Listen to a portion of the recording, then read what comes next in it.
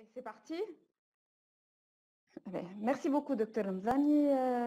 Je remercie les organisateurs de cette session du Collège national. C'est toujours un plaisir de participer avec la pharmacologie des morphinomimétiques. Je sais que ce n'est pas un module qui est très, très glamour, mais bon, on va essayer au cours de cette présentation d'aborder plus le volet pratique et de rappeler les implications pharmacocinétiques et pharmacodynamiques essentielles donc à connaître dans notre exercice quotidien. Et je tiens encore une fois à remercier Dr Wirri pour ses diapositives. On m'a enseigné la pharmacologie des morphiniques avec ces diapositives, tout ça pour vous dire que les choses n'ont pas tellement changé, il n'y a pas tellement de nouveau, mais c'est toujours bon de rappeler. Donc, pour commencer, tout d'abord, les morphinomimétiques, ce n'est pas la morphine et ses dérivés, eh bien, ce n'est pas tout récent, l'utilisation date de quelques siècles, mais leur découverte et leur mise sur le marché avec les formes que nous connaissons actuellement a énormément amélioré notre exercice de l'anesthésie et de la réanimation. Je tiens à rappeler tout d'abord que ce sont des molécules qui agissent via des récepteurs. Donc, on va voir ces fameux récepteurs, la classification des morphiniques, les principaux principes de pharmacocinétique, de pharmacodynamie et les différentes molécules et leur utilisation clinique. Donc, comme on l'a dit, donc les morphiniques vont avoir au cours de l'anesthésie deux effets principaux. Le premier effet recherché et essentiel pour l'utilisation de ces molécules, c'est l'effet analgésique. Donc, puisque ces molécules permettent une augmentation des seuils nociceptifs et le contrôle des réponses cardiovasculaires induites par l'agression chirurgicale, plus ou moins le séjour en réanimation. Et toujours pour revenir à cette histoire d'anesthésie, elles permettent une épargne en hypnotique, d'où le concept de l'anesthésie balancée. Donc, quels sont les récepteurs morphiniques et quels sont les sites et mécanismes d'action? Donc, il y a plusieurs récepteurs opiacés. Donc, les morphinomimétiques agissent par des récepteurs spécifiques qui sont les récepteurs mu, delta et kappa.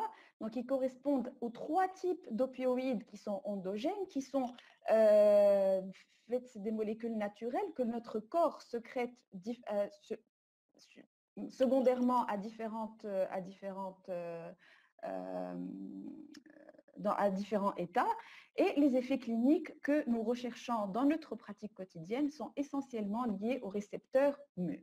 Alors, où se trouvent ces récepteurs? Donc, trois localisations essentielles. C'est les récepteurs qui sont périphériques au niveau des terminaisons libres, au niveau des nocicepteurs, qui augmentent en nombre lors des processus d'inflammation. En fait, il y a de nouveaux récepteurs qui apparaissent, d'où l'effet bénéfique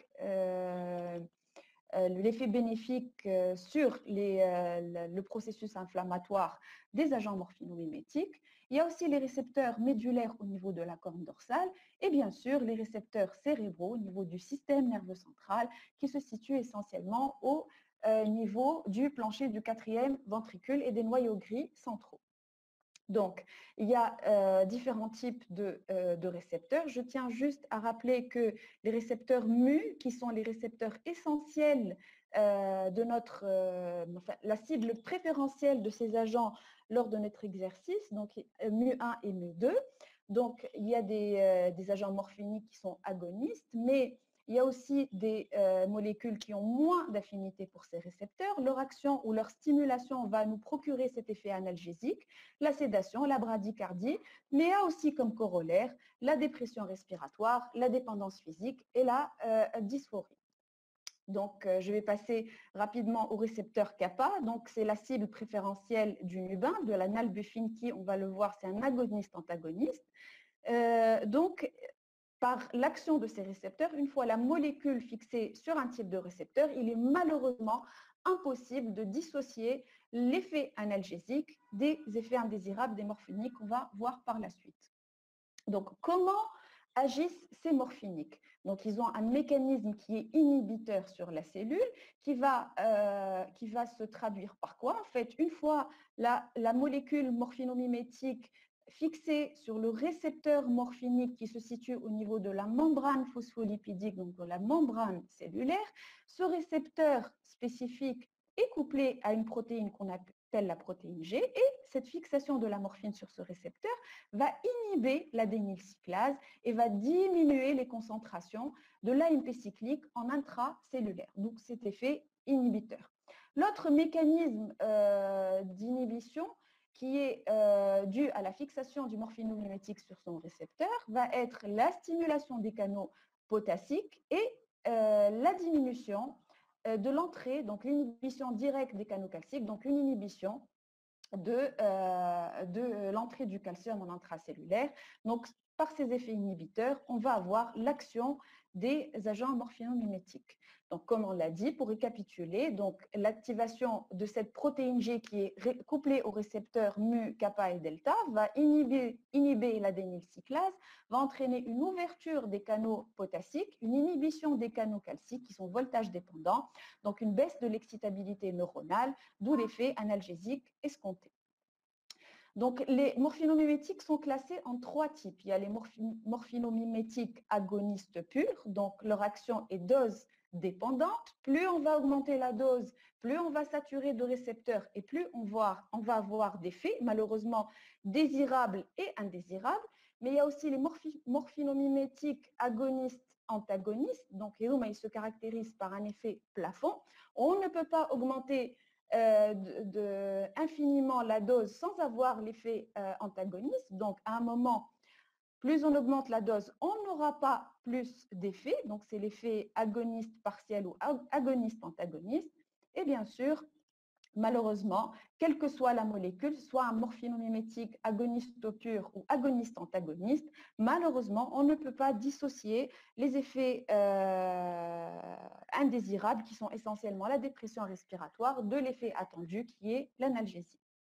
Donc, pour revenir à cette histoire de classification de morphinomimétique agoniste pur et agoniste antagoniste, je tiens juste à vous rappeler que la morphine, qui est la molécule de référence, la pétidine, qui est le dolosal dont on ne dispose pas, qui n'existe plus en fait en Tunisie, le fentanyl, l'alfentanyl, le sufentanyl et l'ultiva sont des agonistes purs. Donc, ce qu'on utilise en anesthésie en général, c'est des agonistes, des morphinomimétiques purs, donc des agonistes purs. Alors, il y a aussi des morphinomimétiques, mais qui ont agonistes purs, mais qui ont des actions plus faibles, comme le tramadol, le dextropropoxyphène, la codéine, donc essentiellement utilisée aussi pour son effet antitussif, mais aussi pour l'analgésie post-opératoire.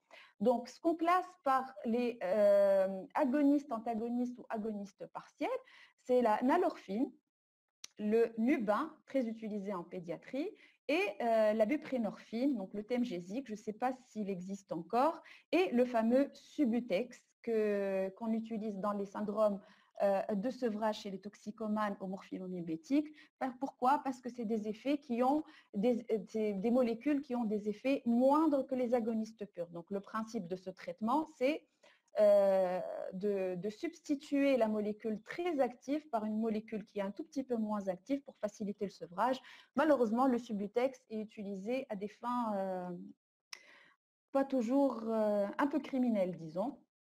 Pour passer aux antagonistes purs, et là, il y a une seule molécule qui est la naloxone, le fameux Narcan. Mais juste pour passer rapidement sur cette histoire d'agonistes purs, donc les morphinomimétiques agonistes purs, donc ils ont une activité intrinsèque de 1, c'est-à-dire qu'une fois la molécule va se fixer sur son récepteur, on va avoir un effet et comme on l'a dit tout à l'heure, la relation entre la dose et l'effet est linéaire, elle est comme ça.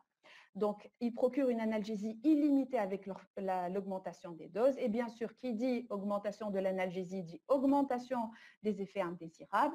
Et bien sûr, donc, qui sont indissociables.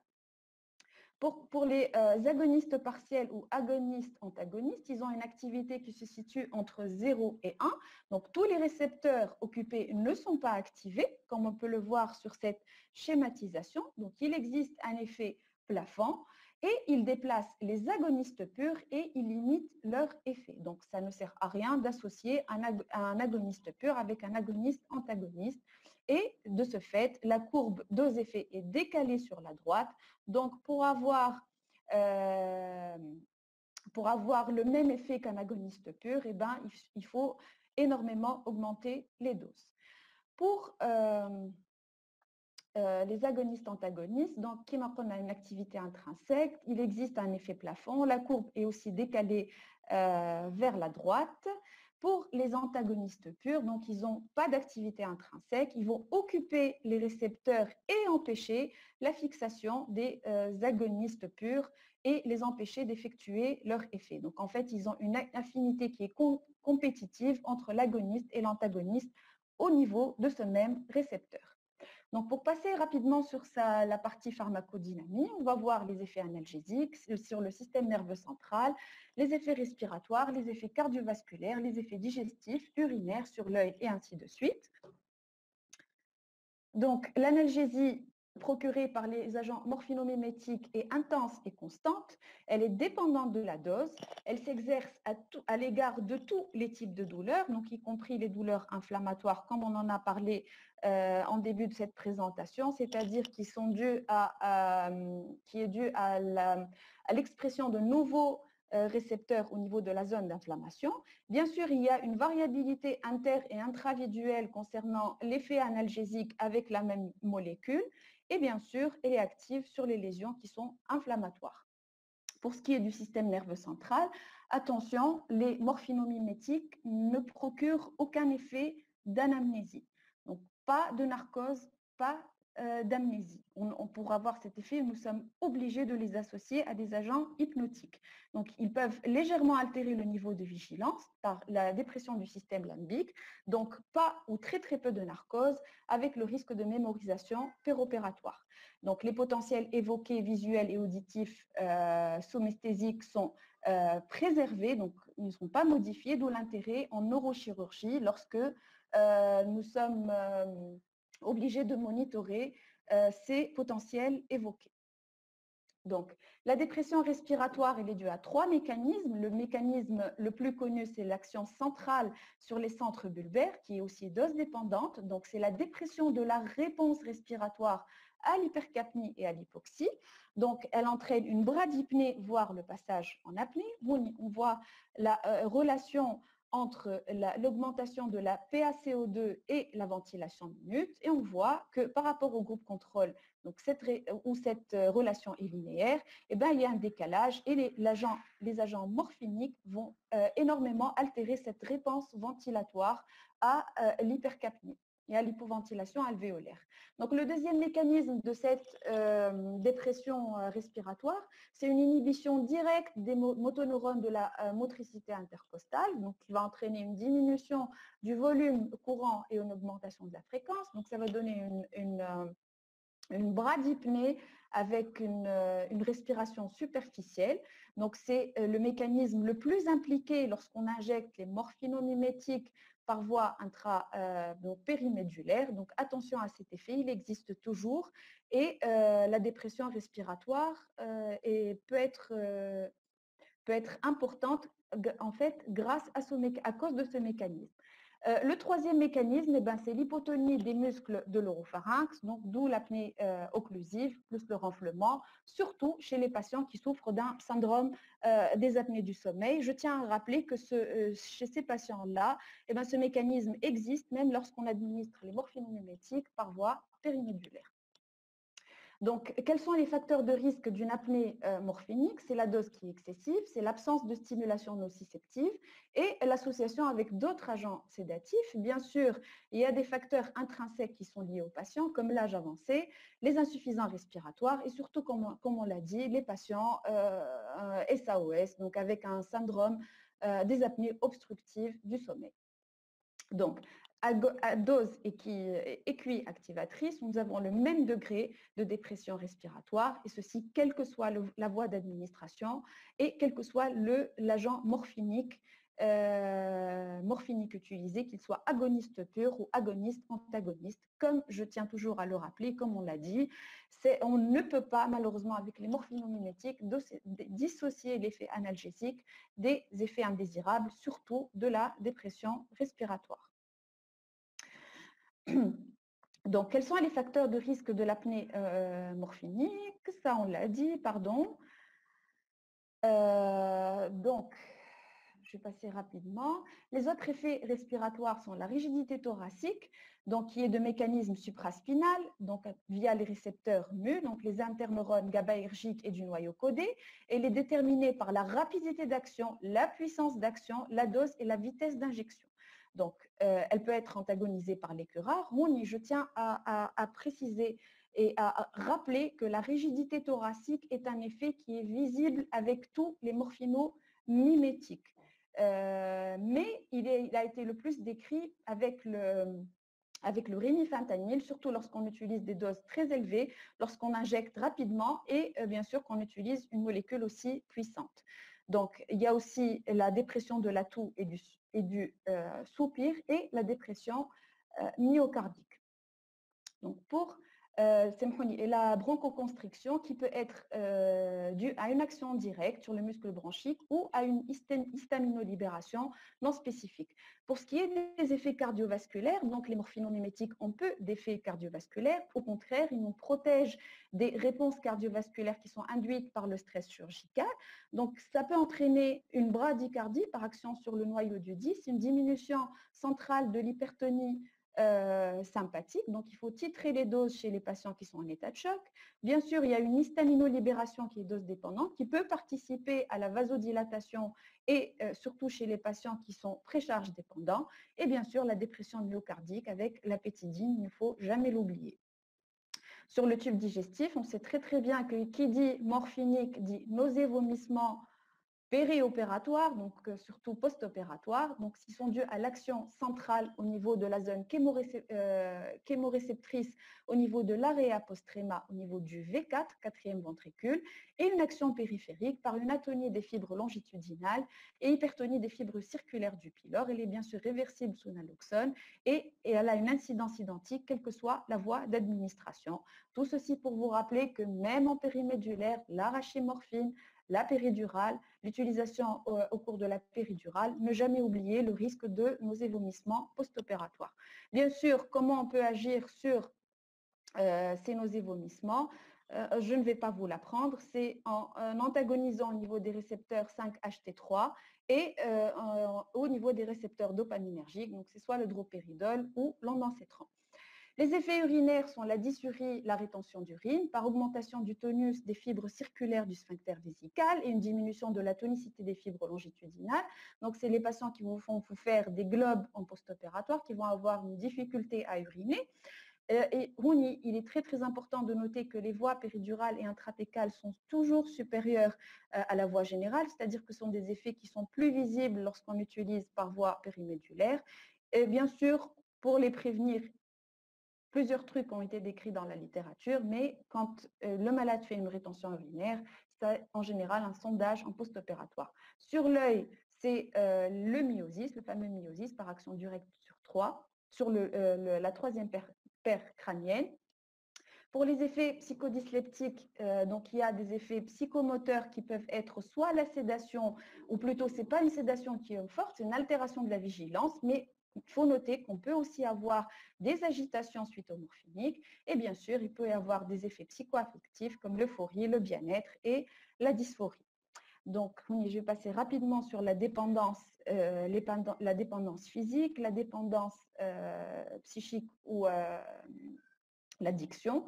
Donc, la tolérance ou l'accoutumance, oui, on peut le voir surtout lorsque ces molécules sont prescrites sur une durée qui peut être assez prolongée, surtout en réanimation. C'est ce qu'on appelle la tachyphylaxie et il faut toujours faire attention à la tolérance aiguë qui est associée à l'hyperalgésie. Juste pour revenir rapidement sur cette histoire d'hyperalgésie, donc à chaque fois qu'on injecte un opioïde, il va y avoir des réponses inhibitrices sur la nociception, c'est l'effet antalgique, mais aussi une action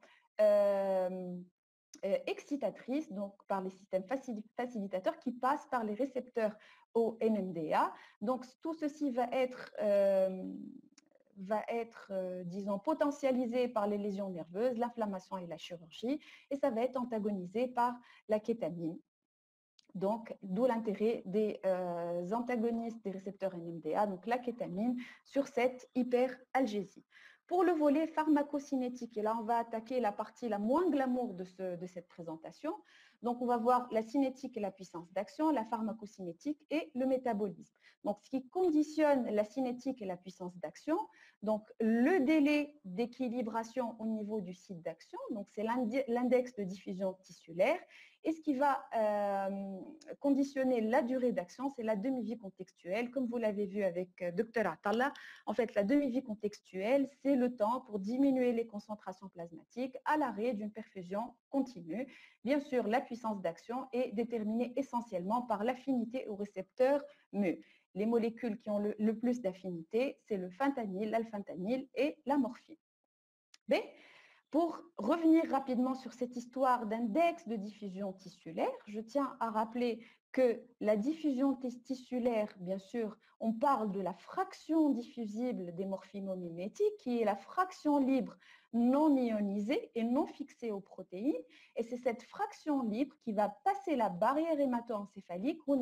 Je ne suis pas en train de parler de l'administration par la voie intrathécale, mais par contre, je suis en train de parler de tous les modes d'administration, puisque la cible, donc les récepteurs qu'on veut cibler par l'injection des morphinomimétiques, se situent au niveau du système nerveux central. Bien sûr, il y a des réactions d'équilibration avec les formes fixées aux protéines qui ne vont pas intervenir sur cette fraction, sur cette diffusion tissulaire, et la forme libre ionisée. Donc, on parle de la fraction diffusible qui est la forme libre non ionisée. Bien sûr, elle va dépendre de la fixation des protéines, comme on l'a dit, et surtout du pKa de la molécule. Donc, je tiens à rappeler que les morphinomimétiques sont des bases faibles, donc le pKa est un facteur très très important. Il y a aussi la liposolubilité et le volume du compartiment central V1 qu'on va voir par la suite. Donc la fraction diffusible, la fraction libre non ionisée, on voit très très bien que si on compare les morphinomimétiques agonistes purs entre eux, ce qu'on peut voir, c'est que l'alfentanyl, c'est celui qui a le pKa le plus élevé. Donc, c'est celui qui a la fraction libre non ionisée, donc la fraction diffusible qui est la plus importante avec notre pH normal.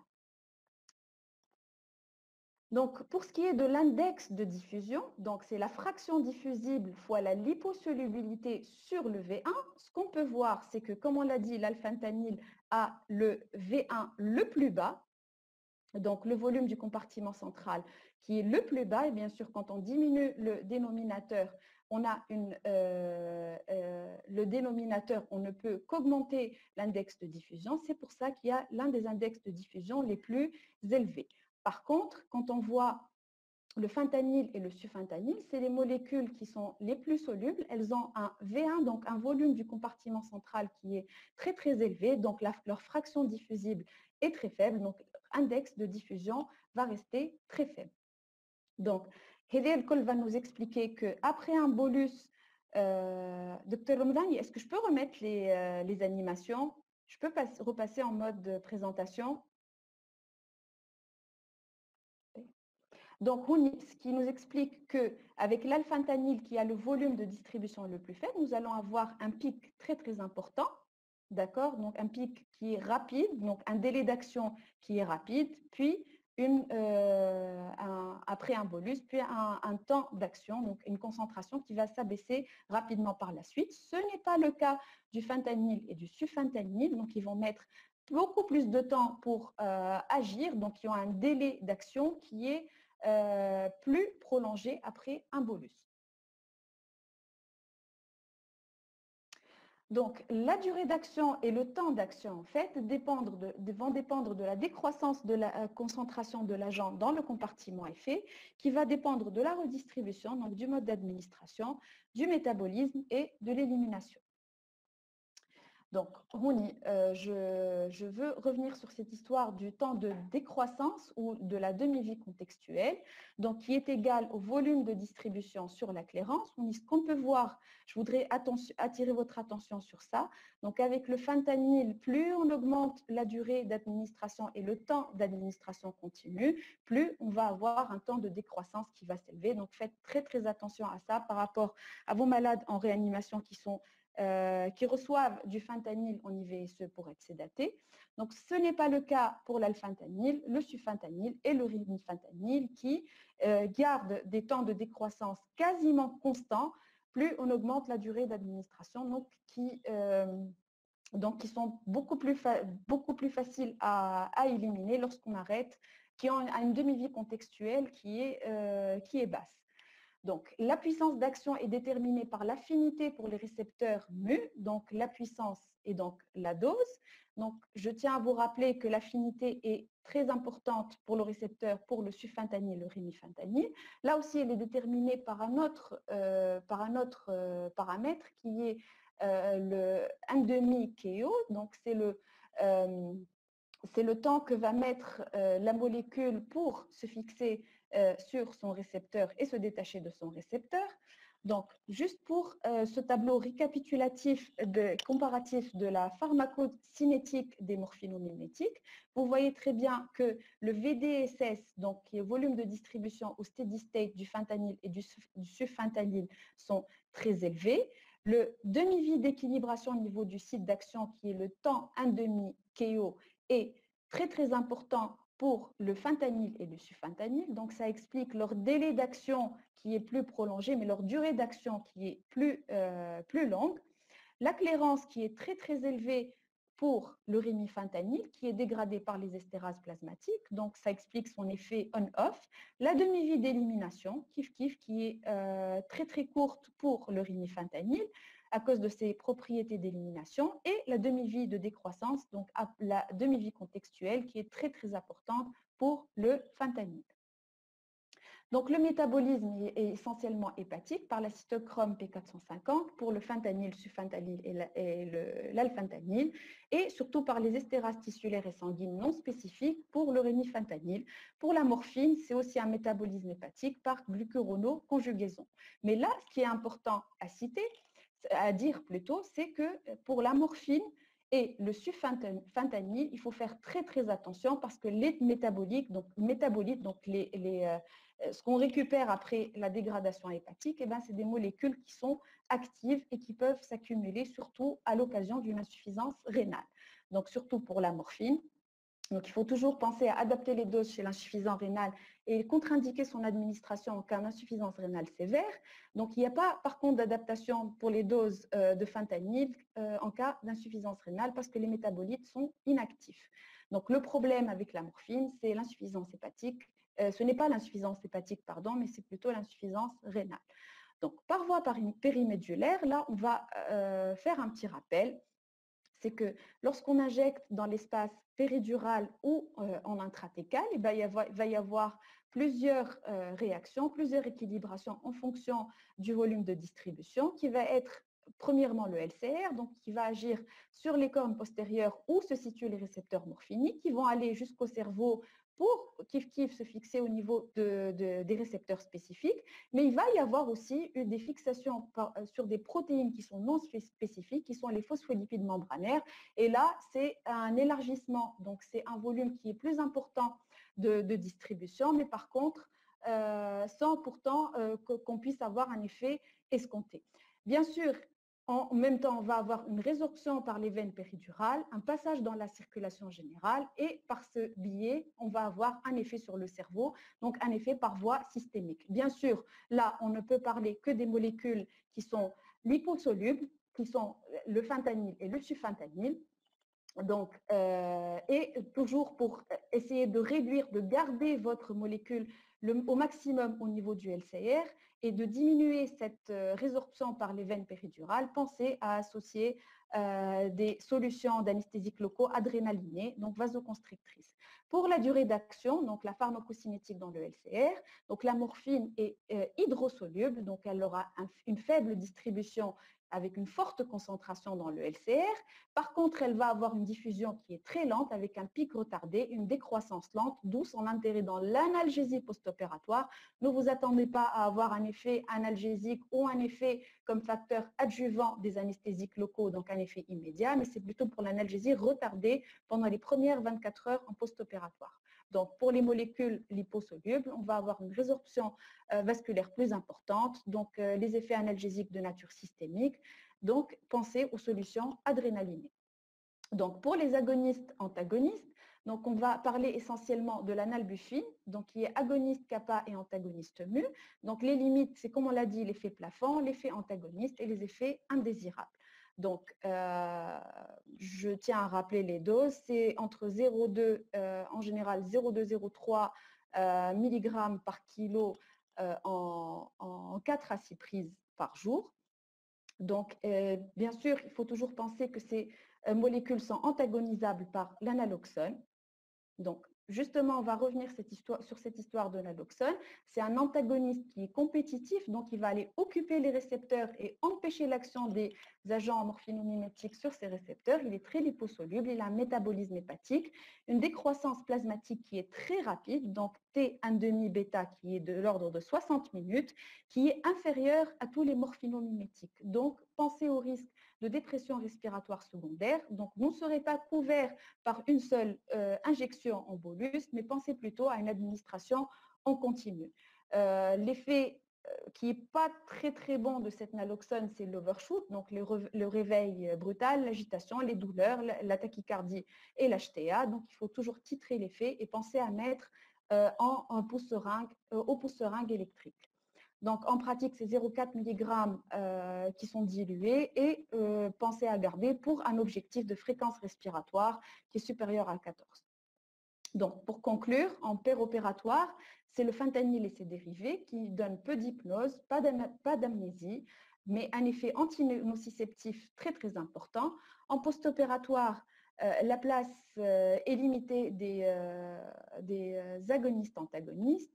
Dans tous les cas, il faut titrer la dose. Pensez toujours à l'hyperalgésie aux opiacés, d'où l'intérêt des antagonistes des récepteurs NMDA, donc la kétamine.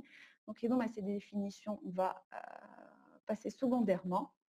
Donc, l'affinité, cette fameuse affinité au récepteur qui des morphiniques, donc on peut voir que c'est la constante qui est l'inverse de la constante d'inhibition de la liaison morphinique au récepteur. Donc, elle est très très faible pour le sulfentanyl. Donc, c'est la facilité avec laquelle la molécule se fixe sur son récepteur. Donc, plus qui est faible, plus la molécule a d'affinité sur son récepteur. Pensez toujours, en utilisant vos agents, à la demi-vie d'élimination qui est, je le rappelle, égale au volume de distribution sur la clairance. Je pense que j'ai terminé. Est-ce qu'il y a des questions